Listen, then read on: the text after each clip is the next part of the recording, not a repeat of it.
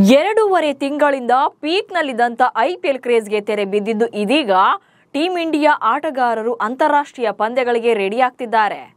June 20ರಿಂದ England ವಿರುದ್ಧ 5 ಪಂದ್ಯಗಳ test ಸರಣಿ ಆರಂಭ ಆಗಲಿದೆ. ಈ ಸರಣಿ ನಡುವೆ ಟೀಂ ಇಂಡಿಯಾದ ಒನ್ ಡೇ ಇಂಟರ್ನ್ಯಾಷನಲ್ ಸ್ಕ್ವಾಡ್ ಬಗ್ಗೆ ಬಿಸಿ ಚರ್ಚೆ ಆಗ್ತಾ ಇದೆ. ರೋಹಿತ್ ಶರ್ಮಾ ಏಕದಿನ ಮಾದರಿ ಕ್ರಿಕೆಟ್ಗೆ ಮಾತ್ರ ನಾಯಕರಾಗಿದ್ದು, ಮುಂದಿನ ದಿನಗಳಲ್ಲಿ ಯಾರಿಗೆ ಈ ಹೊಣೆ ಅನ್ನೋದೇ ಹಾಟ್ ಟಾಪಿಕ್ ಆಗಿದೆ. ಹಾಗಾದ್ರೆ ರೋಹಿತ್ ಶರ್ಮಾರ ಸ್ಥಾನಕ್ಕೆ ಕೇಳಿ ಬರ್ತಾ ಇರುವಂತ ನಾಯಕ ಯಾರು ಅನ್ನೋದನ್ನ ಹೇಳ್ತೇನೆ. ನಾನು ಶಾಂತ. ನೀವು ಸುದ್ದಿ ಅನ್ನದ ಸಬ್ಸ್ಕ್ರೈಬರ್ ಆಗೋದಿಕ್ಕೆ ಮರಿಬೇಡಿ. ಟೀಂ ಇಂಡಿಯಾದಲ್ಲಿ ಈಗ ಬದಲಾವಣೆ ಪರ್ವ ಜೋರಾಗಿದೆ.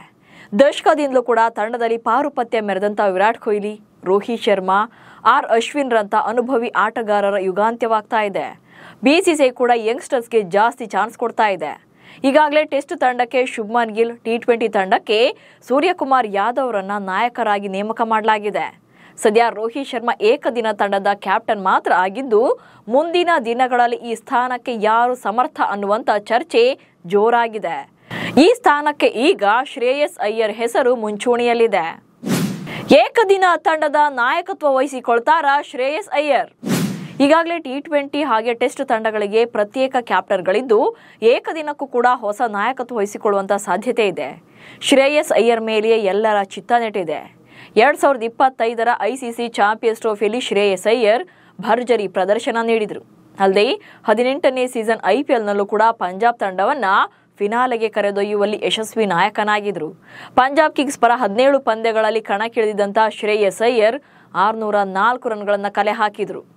ಅಲ್ಲದೆ ಬ್ಯಾಟಿಂಗ್ ಮಾತ್ರವಲ್ಲದೆ ನಾಯಕತ್ವದಿಂದಲೂ ಕೂಡ ಸುದ್ದಿಯಲ್ಲಿದ್ದಾರೆ. 2014ರ ನಂತರ ಪಂಜಾಬ್ ಕಿಂಗ್ಸ್ ತಂಡವನ್ನ ಮೊದಲ ಬಾರಿಗೆ ಐಪಿಎಲ್ ಫೈನಲ್ಗೆ ತೆಗೆದುಕೊಂಡು ಹೋಗಿದ್ರು. ಜೊತೆಗೆ 2024ರ ಐಪಿಎಲ್ನಲ್ಲಿ ಕೋಲ್ಕತಾ ತಂಡವನ್ನ ಚಾಂಪಿಯನ್ ಪಟ್ಟಕ್ಕೇರಿಸಿದ್ರು. ಹೀಗಾಗಿ ಶ್ರೇಯಸ್ ಅಯ್ಯರ್ ಹೆಸರು ಮುಂಚೂಣಿಗೆ ಬಂದಿದೆ. ದೇಶಿ ಕ್ರಿಕೆಟ್ನಲ್ಲಿ ಸದ್ದು, ಭಾರತ ತಂಡದಲ್ಲಿ ಸಿಗುತ್ತಾ ಲಕ್? ದೇಶಿ ಕ್ರಿಕೆಟ್ನಲ್ಲಿ ಸಾಕಷ್ಟು ಸದ್ದು ಮಾಡ್ತಾ ಇರುವಂತ ಶ್ರೇಯಸ್ ಅಯ್ಯರ್ ಟೀಂ ಇಂಡಿಯಾ ಪರ ಇದುವರೆಗೆ 14 ಟೆಸ್ಟ್, 70 ಏಕದಿನ ಹಾಗೆ 51 ಟಿ20 ಪಂದ್ಯಗಳನ್ನಾಡಿದ್ದಾರೆ. ದೇಶೀಯ ಕ್ರಿಕೆಟ್ನಲ್ಲಿ ನಾಯಕನಾಗಿ ಮಿಂಚು ಹರಿಸಿದ್ದಾರೆ. ವಿರಾಟ್ ಕೊಹ್ಲಿ ಮತ್ತು ರೋಹಿತ್ ಶರ್ಮಾ ನಿವೃತ್ತಿಯಾದ ಬಳಿಕ ಇಂಗ್ಲೆಂಡ್ ವಿರುದ್ಧದ 5 ಪಂದ್ಯಗಳ ಸರಣಿಗೆ ಭಾರತದ ಟೆಸ್ಟ್ ತಂಡದಲ್ಲಿ ಶ್ರೇಯಸ್ ಅಯ್ಯರ್ ಸ್ಥಾನ ಪಡಿತಾರೆ ಎನ್ನುವಂತ ನಿರೀಕ್ಷೆ ಮಾಡಲಾಗಿತ್ತು. ಆದರೆ ಚಾನ್ಸ್ ಸಿಕ್ಕಿಲ್ಲ. ಇದೀಗ ಏಕದಿನ ಸರಣಿಗೆ ಸೆಲೆಕ್ಟ್ ಮಾಡಿ ರೋಹಿತ್ ನಿವೃತ್ತಿ ಬಳಿಕ ಕ್ಯಾಪ್ಟನ್ಸಿ ನೀಡಬಹುದು ಎನ್ನಲಾಗ್ತಾ ಇದೆ. ಸದ್ಯ ಇಂಗ್ಲೆಂಡ್ ಸರಣಿ ಮುಕ್ತಾಯದ ಬೆನ್ನಲ್ಲೇ ಭಾರತ ತಂಡ ಆಗಸ್ಟ್ನಲ್ಲಿ ಬಾಂಗ್ಲಾದೇಶಕ್ಕೆ ಪ್ರಯಾಣ ಬೆಳೆಸಲಿದೆ. ಈ ವೇಳೆ 3 ಏಕದಿನ ಹಾಗೆ 3 ಟಿ20 ಪಂದ್ಯಗಳನ್ನಾಡಲಿದೆ.